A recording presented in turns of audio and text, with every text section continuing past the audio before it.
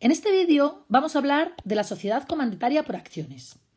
En un vídeo anterior vimos la sociedad comanditaria simple como una sociedad predominantemente personalista. Sin embargo, en este vídeo vamos a ver la sociedad comanditaria por acciones como una sociedad predominantemente capitalista. ¿A qué es debido que la clasifiquemos como capitalista en vez de como personalista?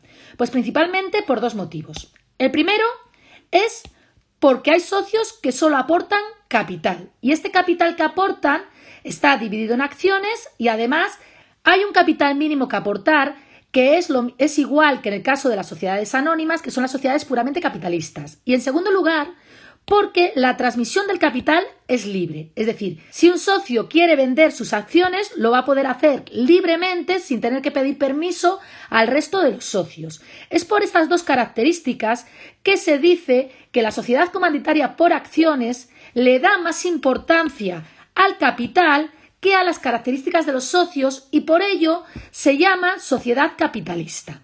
Vamos a continuar con las características de la sociedad comanditaria por acciones y vamos a ver que son similares a la comanditaria simple, salvo en el requerimiento de capital y en la transmisión de las acciones. Bien, en primer lugar, el número de socios es 2 o más. Además, hay 2 tipos de socios y tiene que haber mínimo uno de cada tipo. Los socios que participan directamente de la gestión son los socios colectivos y los socios que solamente aportan capital son los socios comanditarios.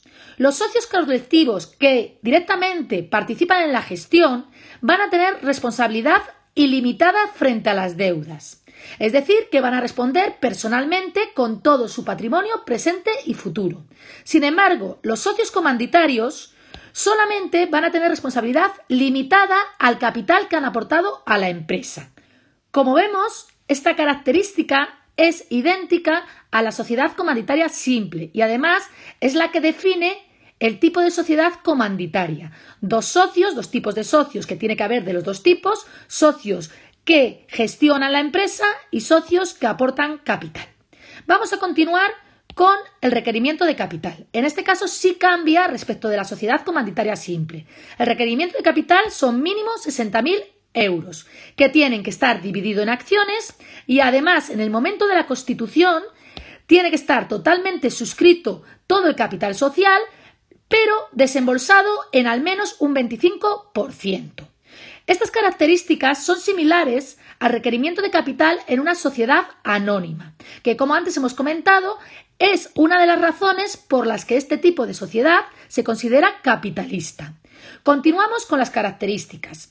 La razón social de la sociedad comanditaria por acciones es cualquier nombre elegido por los socios seguido de las siglas S, com por A. La transmisión del capital o la transmisión de las acciones es libre, es decir, que cualquier socio que quiera vender sus acciones va a poder hacerlo sin tener que pedir permiso a ningún socio.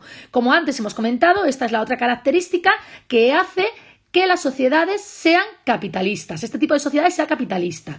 Y por último, como todas las sociedades, tributan por el impuesto de sociedades. Para terminar, vamos a recordar las diferencias de la sociedad comanditaria por acciones con la sociedad comanditaria simple. En primer lugar, los socios que solo aportan su capital pueden transmitir libremente ese capital, por lo tanto se le da importancia al capital y en segundo lugar, el requerimiento de capital es el mismo que en el caso de las sociedades anónimas, que son las sociedades puramente capitalistas.